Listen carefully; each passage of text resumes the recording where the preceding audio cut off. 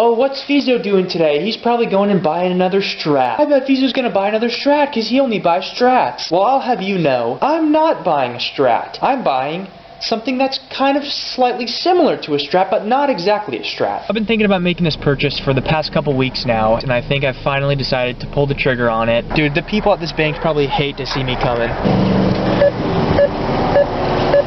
There's no turning back now.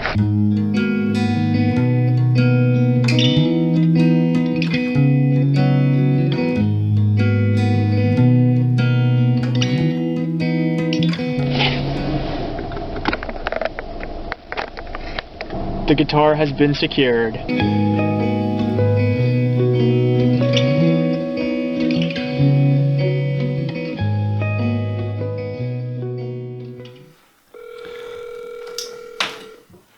Hi there, I was just calling because I just bought a guitar. One of the tuning machines is missing like a little... Okay, yeah, perfect. So tomorrow works good then? Spare parts, maybe tomorrow. Today, I'm gonna see if I can get this problem solved here. When I bought this guitar, I knew this was a problem, but it's missing a little bushing slash ferrule, whatever you want to call it. Today I'm gonna see if I can go get a replacement part for it, or at the very least just figure out what size it is so I can order a new one. We have acquired the new bushing for the guitar. Alright, so it's quite a few days later, and I'm finally getting around to working on this because we have a little bit of a predicament. When I got this guitar, it had a wound third. I didn't even realize somehow, but when I took it to the guitar shop, the guy asked if I wanted to keep a wound third on there, and he was like, well, the nut isn't really cut for a wound third. And I was like, you know what, we can just put a regular plain third on there. So he did that, but now the guitar is kind of buzzy. So I checked the neck relief, and there's basically no clearance here, which means that it needs a little bit of a truss rod turn. This dumb screwdriver's broken. This actually probably would also be a good time to clean the guitar, so let's do that. Let's get some of this polish up in there, some of this guitar polish. Alright, ladies and gentlemen, here we go.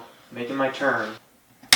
Okay. That polish works wonders, man. Look at the back plate. You can literally see yourself in it. You're a camera. I don't know if it's just me. The A string looks thicker than the E string. I think I'm just gonna put a whole new set of strings on this because I just don't like the vibe of these strings. Okay, it has strings now. After you adjust the truss rod, you really do need to wait like overnight to even sometimes 24 hours for the neck to readjust itself. So we're just gonna let this thing sit overnight, which I'm not happy about because I wanna just play it now. But that is unfortunately what we have to do.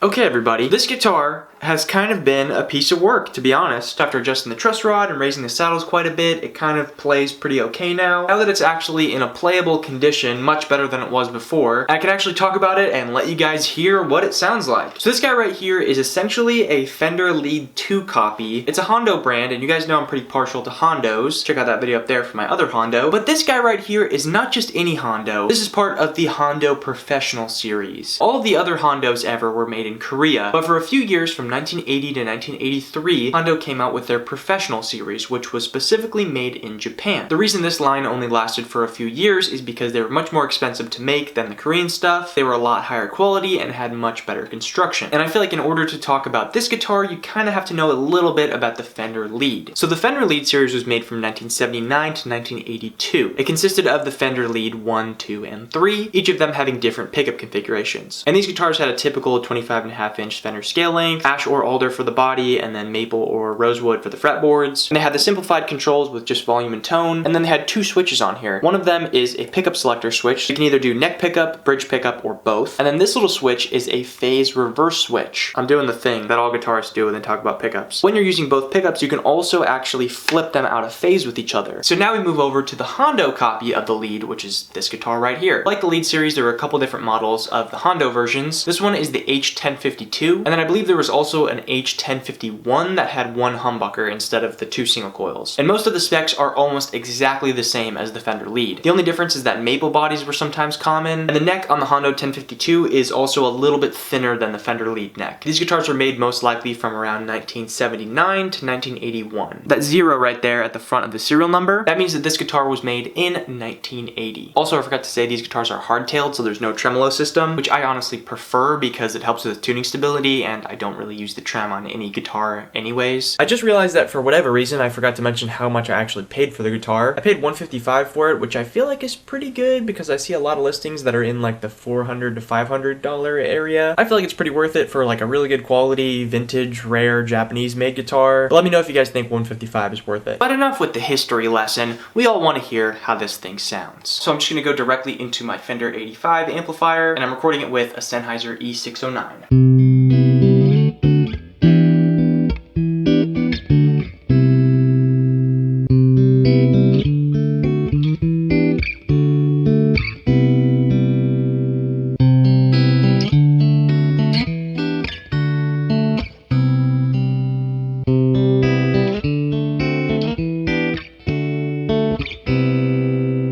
I think it sounds really good. Truth be told, I'm not a huge fan of the way that new strings sound, so I'm definitely eager to play these quite a bit and break them in so they don't sound so like bright and shiny and just like fake. I don't know. Having the phase reverse switch makes it really unique. As you can probably hear, it gives you almost like a notch filter, like bandpass filtered kind of sound to your guitar. It's a sound that I don't have on any of my other guitars, so that's really nice. But I think at this point, it's well past due that we made a song with this guy. I actually already have a little chord progression in mind. It goes a little something like this.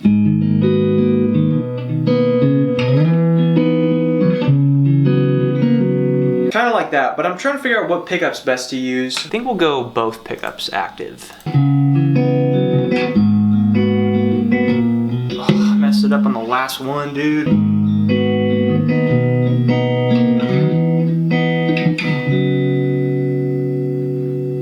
Is that perfect or what? Yeah, it's pretty perfect. Okay, let's do some distortion.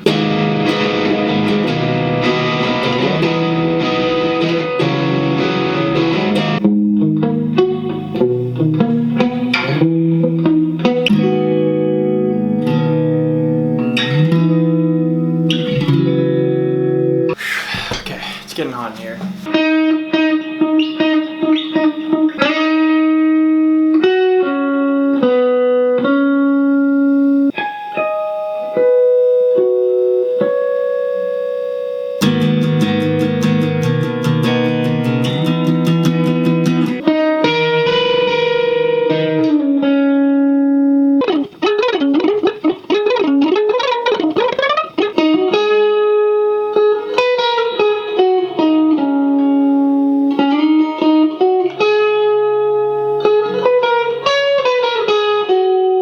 Okay, I think for right now, we're pretty much done with guitar. If I'm being honest right now, I think I'm kind of having an off day. I just feel like everything I'm playing on guitar and coming up with just kind of sucks right now. Sometimes you just kind of have those days, I guess, but either way, I'm gonna power through and try to record some drums now. Let's see what we can do here.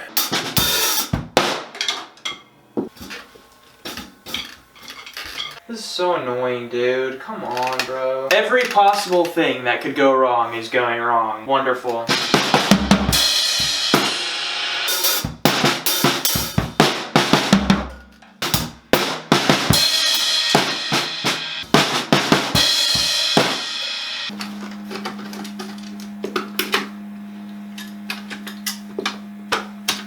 Dude, you gotta be my whole stool just fell apart.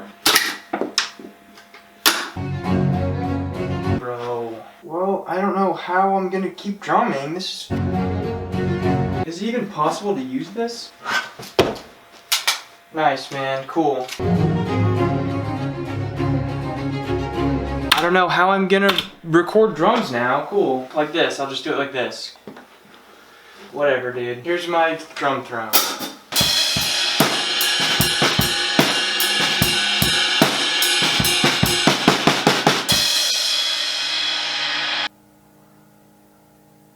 Nice, and my camera just turned off and stopped recording for no reason. Cool. I'm gonna be back in a little while. The whole drum throne fiasco was a total nightmare, but I have to give a huge shout out to my good friend Chad for giving me this.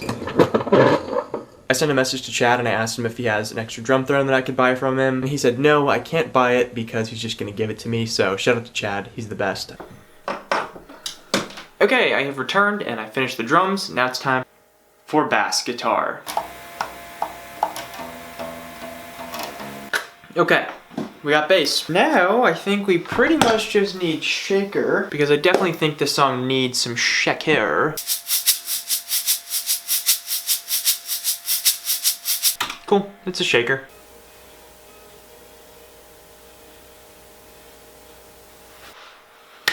Okay guys, I honestly think that's pretty much gonna do it for me. Let me know what you guys think of this beautiful little guitar right here. I really like it a lot. I think it's a nice little addition to my arsenal, and it kind of does a thing that none of my other guitars really do with the reverse phase switch. I've been seeing that guitar on Marketplace for a few weeks, and I was thinking about making a decision here. So as you may or may not know, I have this other Hondo. This is just a regular Korean-made one. This is an H-1052. It's just like a Strat copy, but it has a really cool matching headstock. It's a much brighter kind of like cherry red finish, but I honestly haven't been playing this one a whole lot because I just got the Squire Bullet, which is super nice, and that's like my new favorite guitar. So I think this guitar was kind of just in the right place at the wrong time, unfortunately.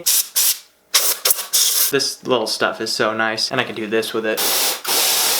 But yeah, I don't really know. Let me know what you guys think, if I should actually sell this thing or not, because it is an awesome guitar. It looks so cool, and it does play really nicely as well. Maybe I just gotta force myself to play it more. I don't know, I'm really on the fence about it, so let me know what you guys think. But yeah, thank you guys so much for watching the video and for joining me on yet another guitar journey here. I really appreciate all of you. You guys are the best, and I'll see you in the next video.